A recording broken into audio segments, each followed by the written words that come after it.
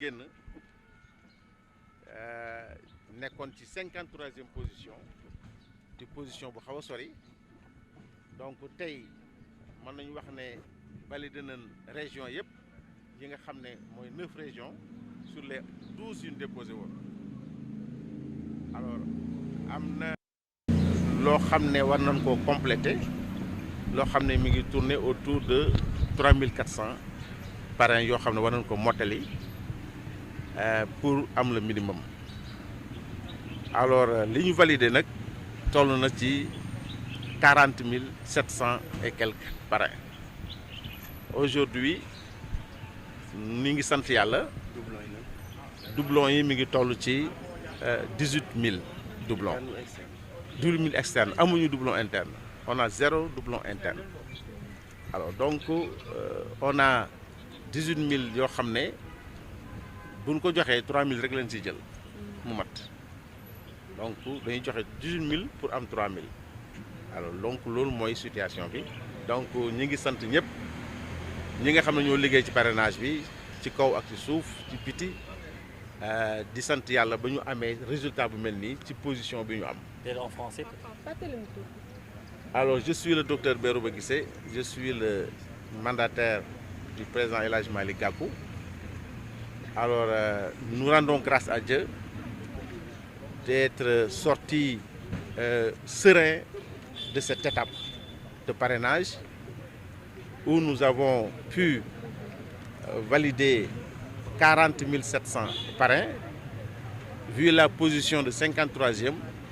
je pense que c'est un exploit.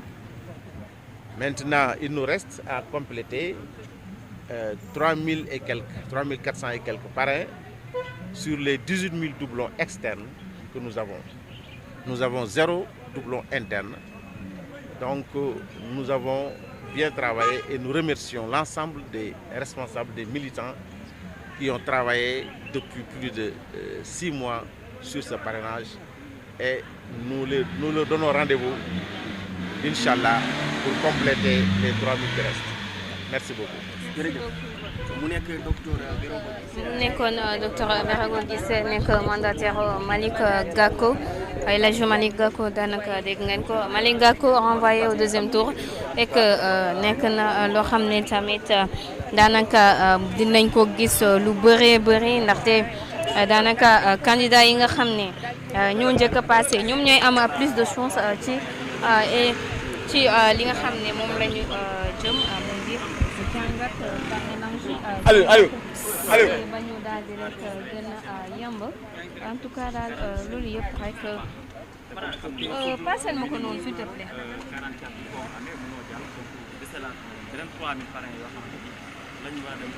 ban la.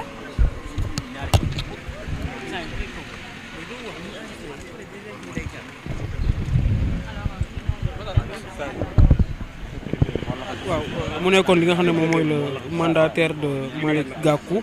kon lu ñu mën a jàpp rek mooy que ki nga xam ne mooy Malick Gakou day daal di passé si nga xam ne moom mooy au niveau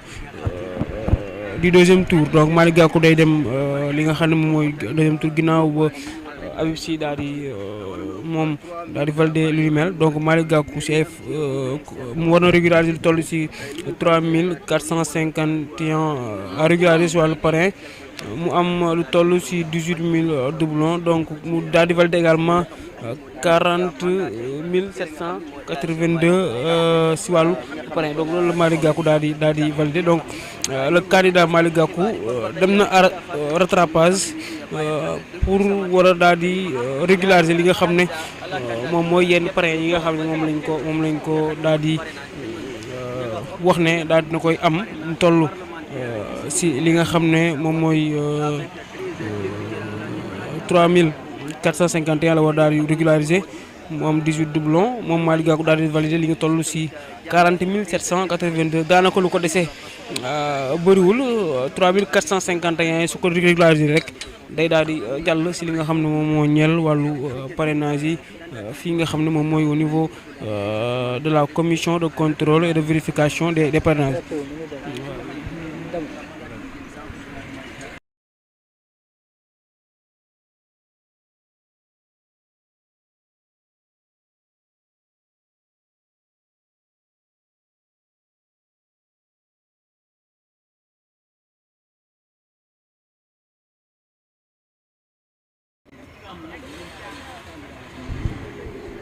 mbokk yi di leen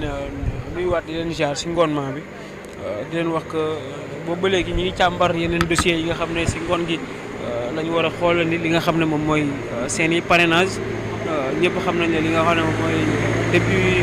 samedi 30 décembre 2023 tey mu di pook li nga xam ne moom mooy mercredi 3 janvier 2024 si at bu bees conseil constitutionnel ak commission de contrôle bi nga xam ne moom mooy contrôler wàllu parrainage et vérification li ni mel boobu ba léegi mu ngi amal li nga xam ne moom mooy la vérification des parrains si yenn candidature yi nga xam ne jotoon nañ ko déposé si fàttaliku déposé woon nañ lu toll si 93 candidature boobu ba tey am na également des candidatures yi nga xam ne dañ ko daal di neenal maanaam dañ ko daal di invalider am également ñi nga xam ne jàll nañ d'office par rapport ak li ñeel vérification des parrainages laata ñuy xaarandi liste bi nga xam ne moom la commission de contrôle war a génn le 12 janvier bii di ñëw pour wax kan ak kan moo jàll ci vérification des parrainages bi ñu mel également am na ñeneen tamit ñi nga xam ne ñoom dañ deuxième tour maanaam admis wuñu d'office par rapport ak seen candidature yi mu am ay doublons yoo xam ne dañ ko war daal di yokk ci li nga xam ne moom mooy mbir yi donc également li nga xam ne moom mooy doublon externe également posé na des questions ak ñi nga xam ne ci kanam waaw antenne bi xam naa si kanam incha allah rabi tuuti rek ñu daal di koy ibbi mais di wax rek suba si ba léegi am na yenn dossiers yu ñu jot a càmbar tey nag ngoon gi ñi ngi xaarandi ki nga xam ne moom mooy ñoom Thionia ñoom ñu ni mel Habib Sy également si fàttaliku jot naa jàll fi nga xam ne moom mooy si parrainage daal di admis d'office moom Habib Sy ginnaaw ba mandataire am di ñu xamal ne ki nga xam ne moom mooy député Pastef yi nga xam ne amoon nañ lu toll si 26 députés ñoom ñoo ko jox benn 13 députés yi ñu bu mu dem jàll si li nga xam ne mooy parrainage parlementaire l'équation c'est quoi moom mandataire bi Habib Sy di dem bay xam ne en cas de validation de la candidature d'Ousmane Sonko moom mandataire Habib Sy di xam ne que moom leader am di Habib Sy day daal di renoncer li nga xam ne mooy sa candidature également Malick Gakou dégg ngeen aussi son mandataire ñëwaat na par rapport ak doublon yi nga xam ne war na ko régulariser di toll ci 3000 et quelques mu am 40 000 et quelques parrains yi nga xam ne